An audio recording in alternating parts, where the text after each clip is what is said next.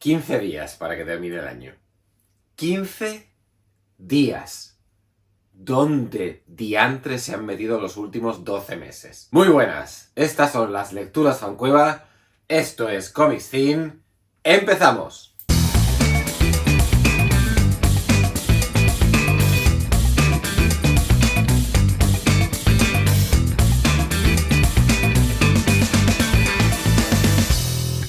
Hoy os traigo un variado de Panini, de lo que nos llegó de Panini hará un par de semanas.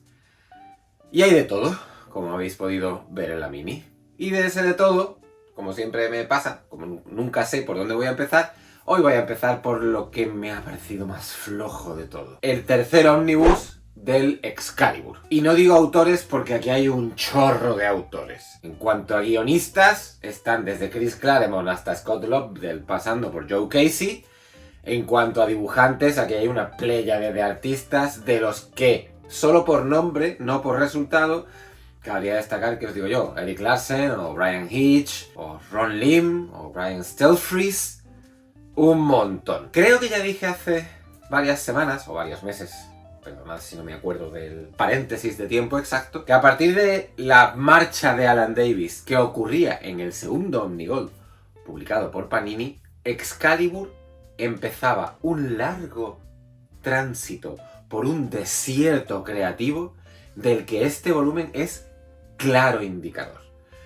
No hay aquí casi nada que valga la pena. Casi nada. Y lo poco que hay es que ya ni me acuerdo. ¿Es esto un perfecto ejemplo de eso que decía yo hace unas semanas cuando empezaba a hablar, no me acuerdo de qué título, de bueno, es que los cómics de superhéroes de los 90 no valían para nada? Esto es un ejemplo de eso que yo nunca he afirmado, porque ya decía entonces que creo que durante los 90 hubo mucho que valió la pena y hay mucho que rescatar de aquella década. Esto no. Esto es un yermo creativo. Aquí no hay ningún aliciente ni para el Marvel Zombie más irredento. En serio, es que se compara incluso con los peores momentos de la etapa previa, aquellos en los que a Claremont se le iba la pinza y con la cantidad de subtramas que siempre solía abrir y no cerraba ninguna, la serie empezaba a tener una deriva que no tenía sentido alguno. Pues incluso eso está mejor que esto.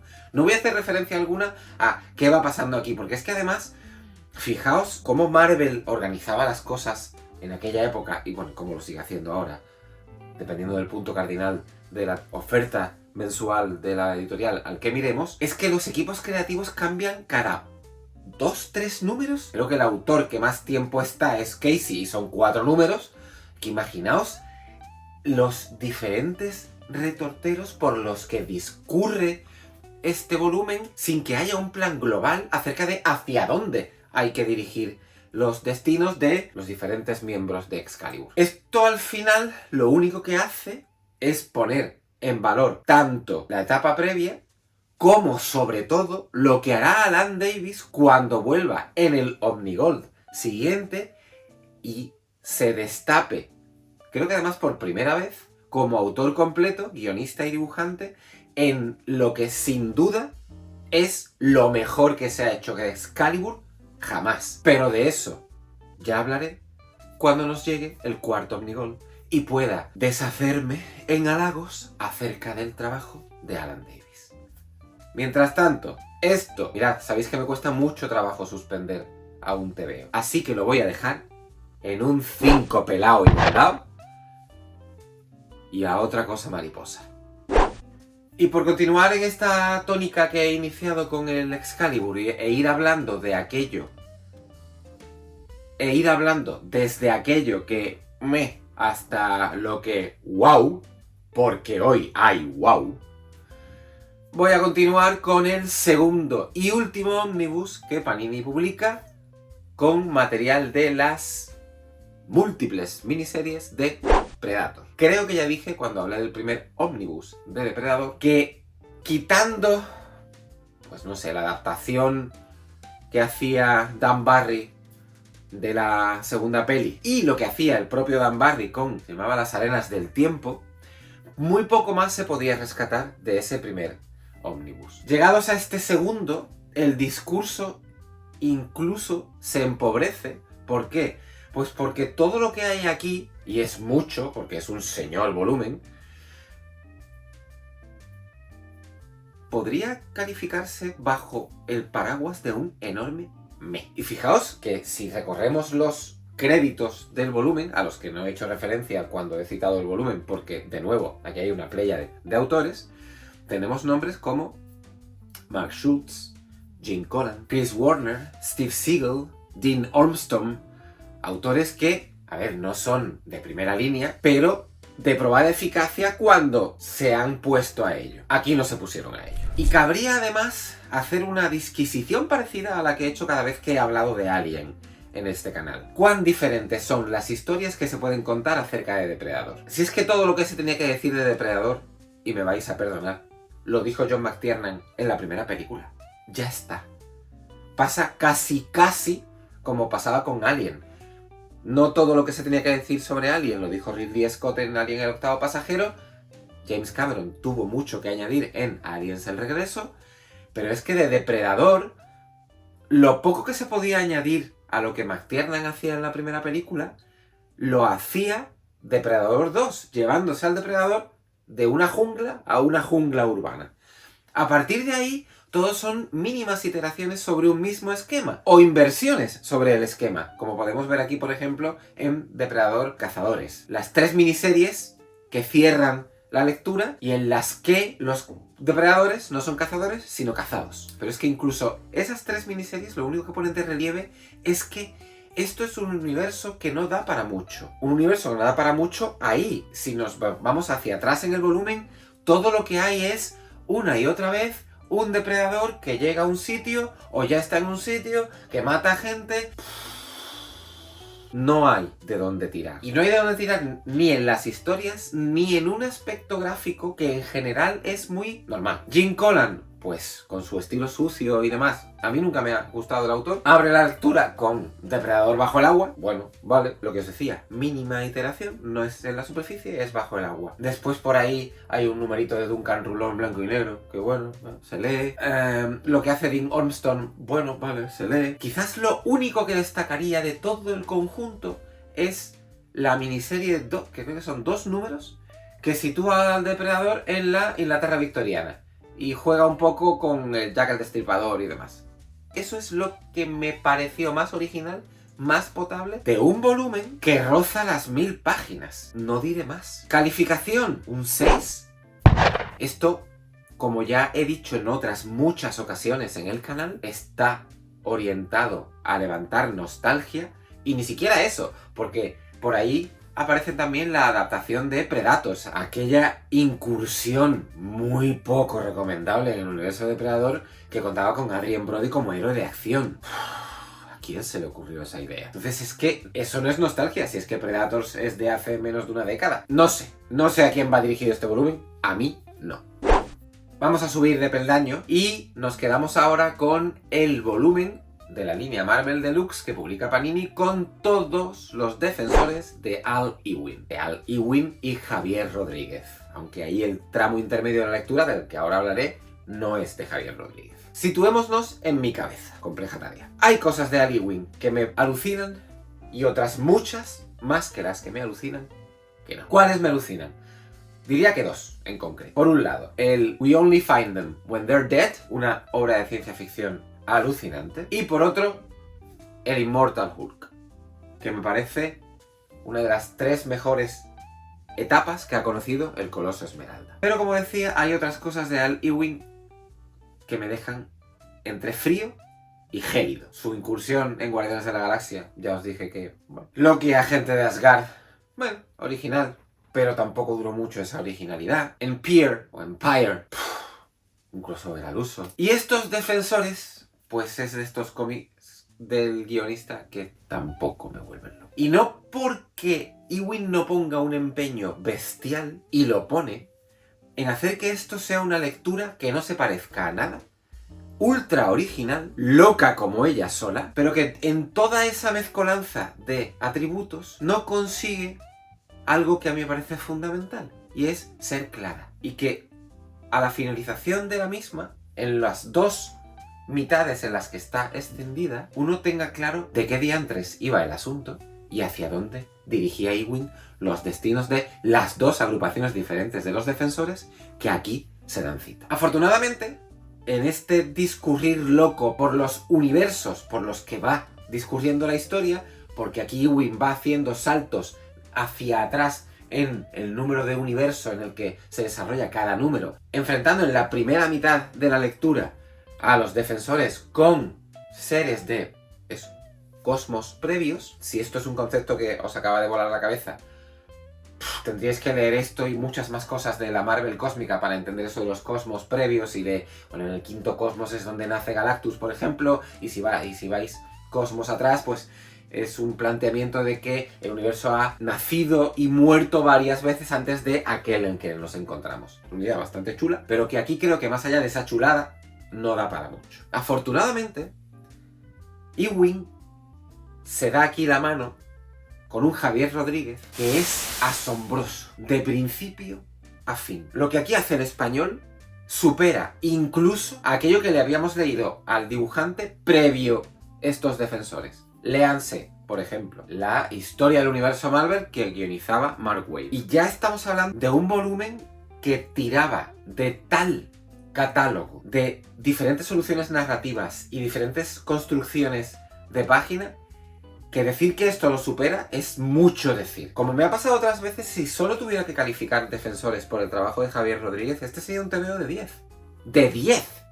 Es que no hay ni una puñetera página en este volumen de las dos mitades que sostienen ese tramo intermedio del que digo ya, es el Marvel Comics número 1000, celebración de la aparición del primer cómic Marvel, que firman un montón de dibujantes con Al Ewing como única presencia fija a lo largo de todas las páginas, y además lo de los dibujantes es un poco absurdo, cada página, dos páginas están dibujadas por un artista diferente. Esas dos mitades, la segunda mitad se llama Defenders Beyond, o Más Allá, vuelve a jugar más o menos con el mismo esquema, con una agrupación diferente de defensores por cosas que pasan en el primer volumen, no voy a entrar en detalles.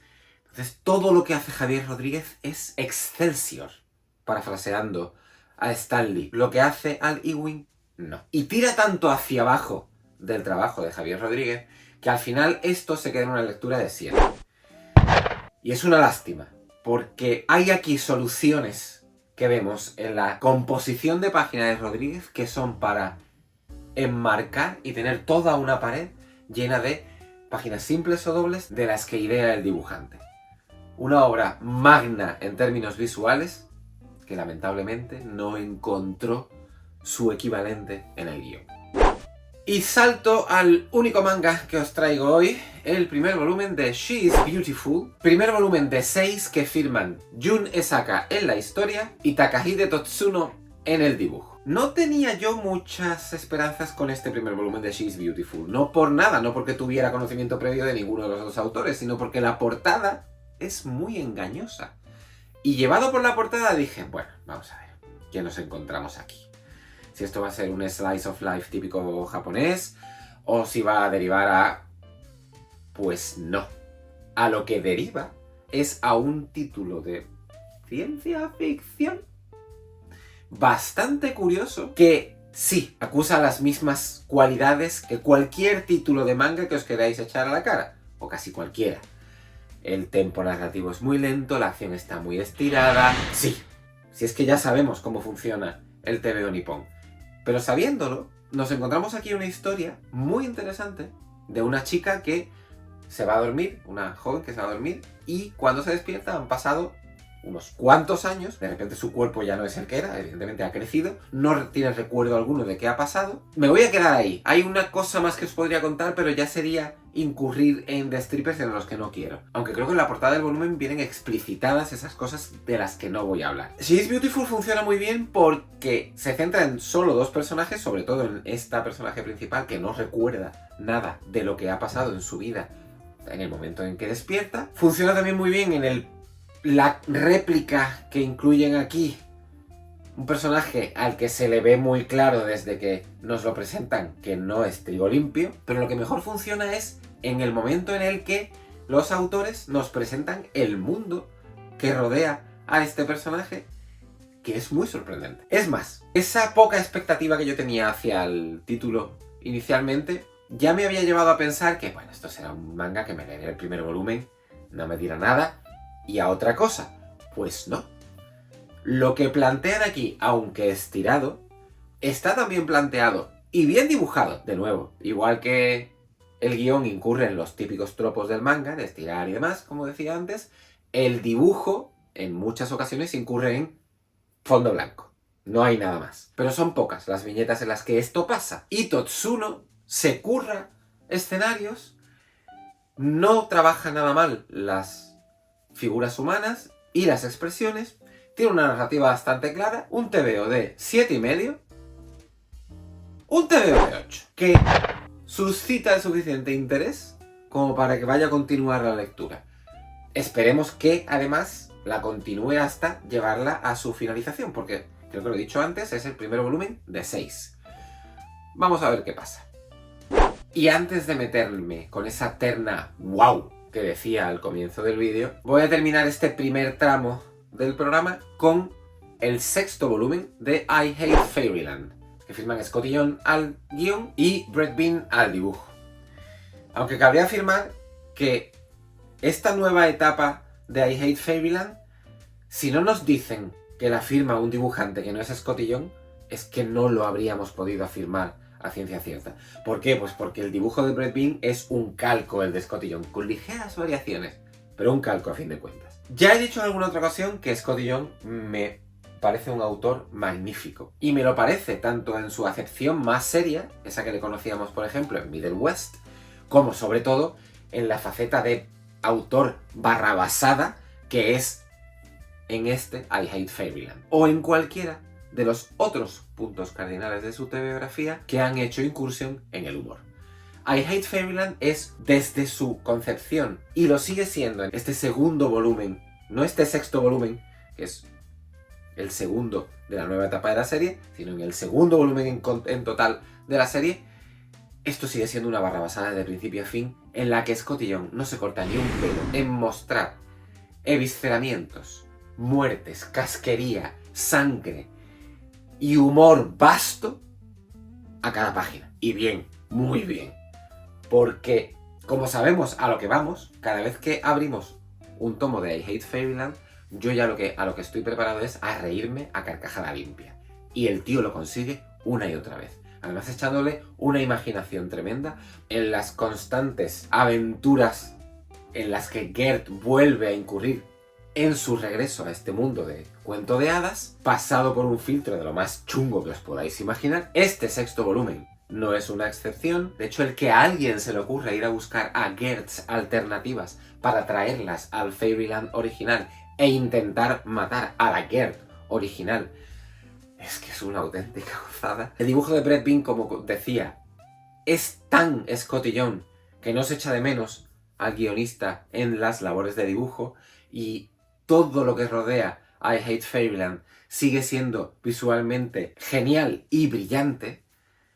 Es I Hate Fairyland, a mis ojos, una serie que jamás ha bajado del 8,5 y que en ocasiones incluso ha accedido al sobresaliente. Este volumen, de hecho, para mí es un 9. No podría recomendar más esta serie. Sé que ya son 6 volúmenes los que os tendríais que comprar de no haber accedido a ella antes, pero de verdad, si solo hubiera una serie de Scotty Young que pillarse, os diría que esto es el paradigma de Scotty Young, más que cualquier otra cosa.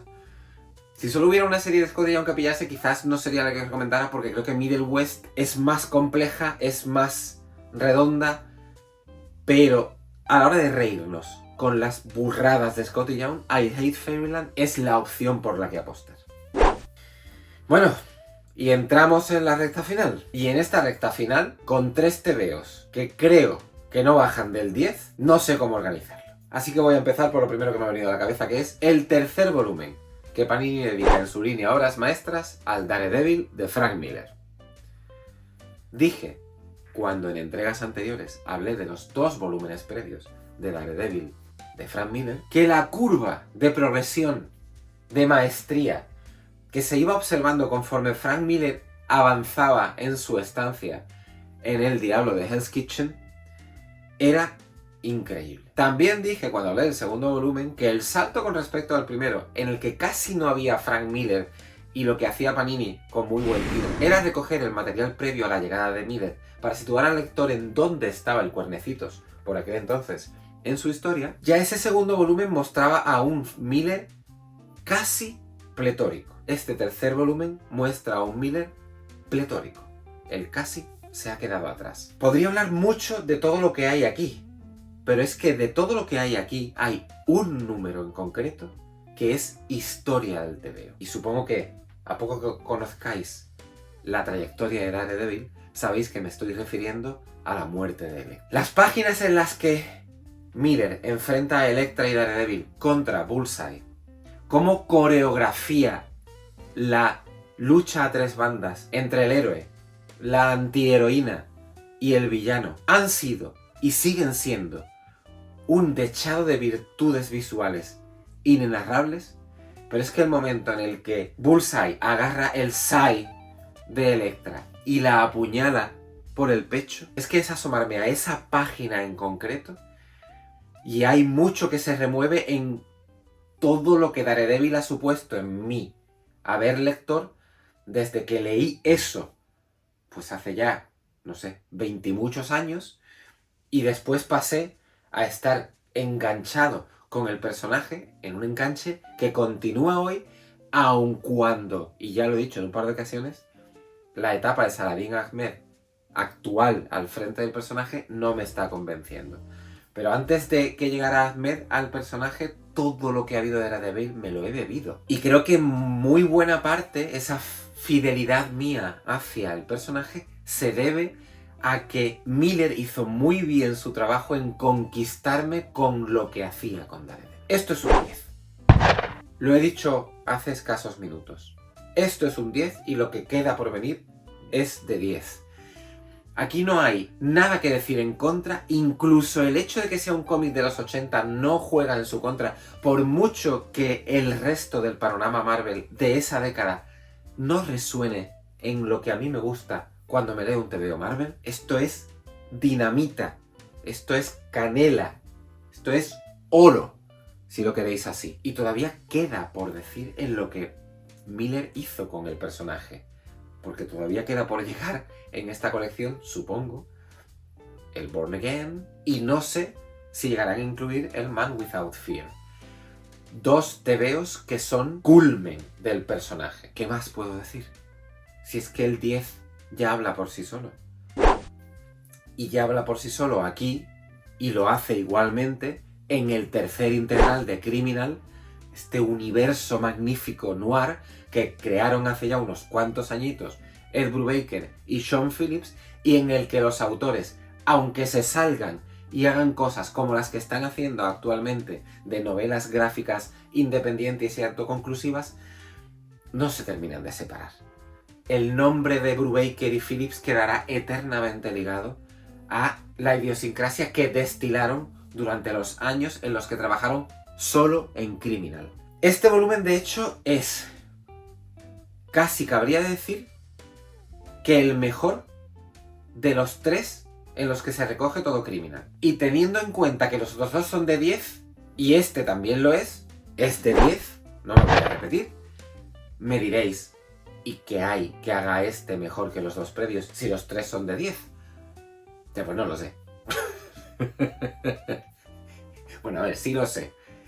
Es el alarde de originalidad del que echa mano Brubaker para reinventar, en cierto modo, los parámetros del noir que terminan volcando en los números que aquí se incluyen. ¿Y qué parámetros son esos? Pues mirad, hay un tramo inicial en la lectura en la que el autor rinde homenaje a los magazines pulp, tanto en la vertiente de fantasía heroica, rollo Conan, como en la vertiente de artes marciales, rollo Kung Fu. Eso ya, por sí solo, justificaría de sobra que os acercarais a este volumen. Pero es que después de eso, y de un par de arcos argumentales muy pequeñitos, el volumen incluye dos historias que fueron publicadas previamente como novelas gráficas. La primera, My Heroes Have Always Been Junkies, Perdonad que me acuerde en inglés, es que no me acuerdo que en español. Supongo que la traducción será que mis héroes han sido siempre drogadictos. Y la que para mi gusto es la mejor historia que han creado Brubaker y Phillips dentro de Criminal. El Bad Weekend. Quizás porque en el rollo que le dan a esa historia, que gira en torno a un artista de cómics, hablan desde una perspectiva muy distinta sobre el mundo del TVO, y eso añade ese ápice de más que hace de Bad Weekend un alarde de genialidad incontestable. Y eso contando con que en los 2 volúmenes previos hay ejemplos de noir arrebatadores, contando con que en lo que vendrá de Criminal después está Pulp, está todo el Reckless. Es que de verdad os digo que si el noir es un género que en algún momento os ha llamado la atención, sobre todo en cine, que es donde ha conocido más desarrollo, que si el noir clásico de los años 40 y 50 es algo que cuando os habéis asomado a él os ha enamorado, estáis tardando en acercaros a Criminal. Lo que vais a encontrar aquí es aquello que os enamoró en cine elevado a la enésima potencia, en 1001 aspectos que no cabía encontrar en la contrapartida del género a 24 fotogramas por segundo. Aquí hay genio para derrochar, y tanto es así que no creo que nunca vaya a haber ningún otro autor como Ed Brubaker que haya sabido leer también un género concreto y trasladarlo a la página impresa en las formas en las que hemos visto en Criminal. Ninguno. Y en esta terna de 10 voy a terminar con el último 10 que se lleva esta nueva edición, ahora en formato Must Have, de La Visión de Tom King y Gabriel Hernández Walter. Me da, si no recuerdo mal, que esta es la 4ª vez que me leo La Visión. Y no ha habido ninguna de las 2 previas, no voy a decir ya de la primera, sino de las 2 siguientes, en las que no haya encontrado lecturas, matices o ideas de las que no me había percatado en las previas. Y me ha vuelto a pasar en esta 4ª. La Visión es uno de estos tebeos que seguramente en algún momento alguien de vuestro alrededor, y entiendo que si estáis viendo este programa es porque leéis tebeos y tenéis gente a vuestro alrededor que también lo hace, os ha dicho, tienes que leer La Visión. Y no sabéis la carga de verdad que llevan esas palabras. Es que tenéis que leer La Visión. ¿Importa conocer el personaje previamente a esto que hacen Tom King y Hernández Walter con él? Hombre, sí.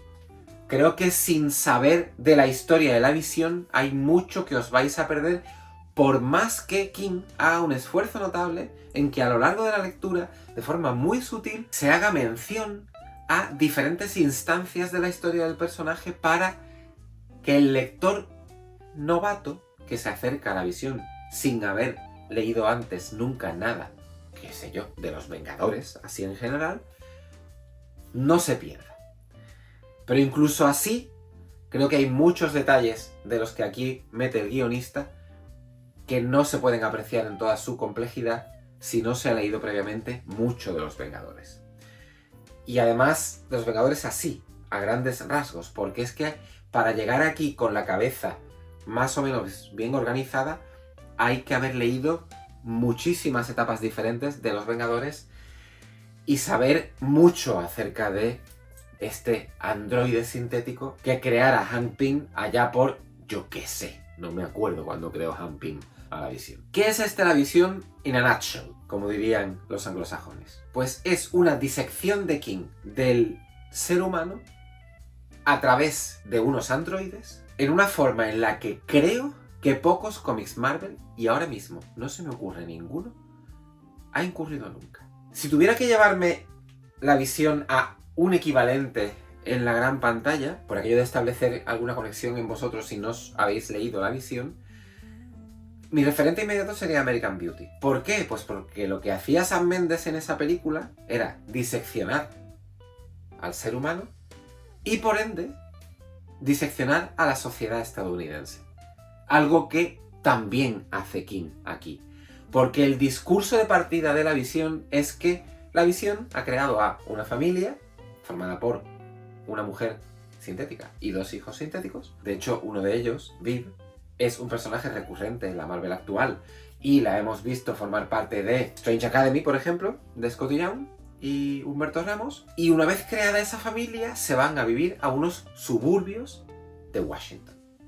¿Qué hay más americano que unos suburbios de Washington? Suburbios en los que perfectamente, aunque no se desarrolla ahí, podría haber tenido cabida la historia que Sam Mendes contaba en American Beauty. Lo que pone de relieve King en esa disección del ser humano, de la sociedad estadounidense y de muchas más cosas de las que no voy a hablar, porque creo que son dignas de descubrir en la lectura, se pone en juego con un esquema de tonalidades que casi parecen extraídas de una obra de Shakespeare. Y me estoy acordando del Mercader de Venecia. No me preguntéis por qué, y sobre todo de Shylock. Creo que hay mucho del Shylock, del Mercader de Venecia, no solo en La Visión, sino en los 4 personajes aquí. Hay aquí un drama latente a lo largo de toda la lectura.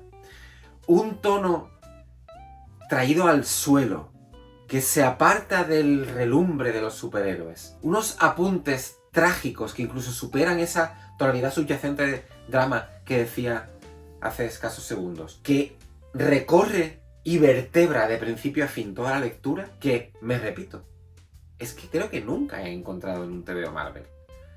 Hay quien podría decir, es que esto no es un TVO Marvel. Esto es Tom King haciendo lo suyo. No le voy a quitar razón al que piense así, porque es cierto que es Tom King haciendo lo suyo. Pero ¿cuál es el problema de que Tom King haga lo suyo y coja un personaje que no tenía mucho recorrido como entidad aislada dentro del universo Marvel y haga una miniserie de 12 números que está entre lo mejor que ha publicado la editorial ever? Pues nada.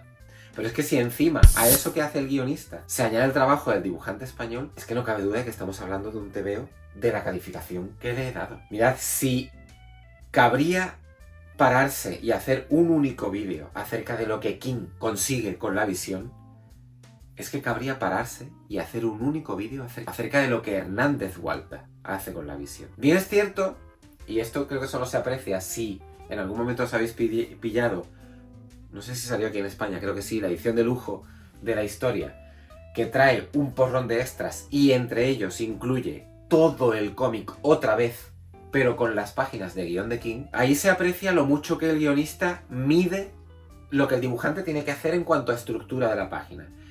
Y ahí se aprecia esa retícula que tanto le gusta a King, de paneles cerrados y demás. Pero es que Hernández Walter se ajusta perfectamente a lo que King quiere y construye una entidad autónoma, brillante, con una cantidad de sutilezas, de matices, de segundas, terceras, cuartas y quintas lecturas que es prodigiosa. Si tuviera que elegir un único adjetivo para calificar lo que hace Walt aquí, quizás me decantaría por el de elegante, porque la elegancia que destilan las páginas de La Visión y que además se ve aumentada unos cuantos enteros por lo que hace Jordi Belair al color, porque el tratamiento de color que tienen estas páginas es asombroso, es que me quedaría corto si solo dijera de lo que hace el dibujante español que es elegante, porque podría añadir muchos más epítetos, pero sería abundar y reiterar el discurso sobre la misma idea.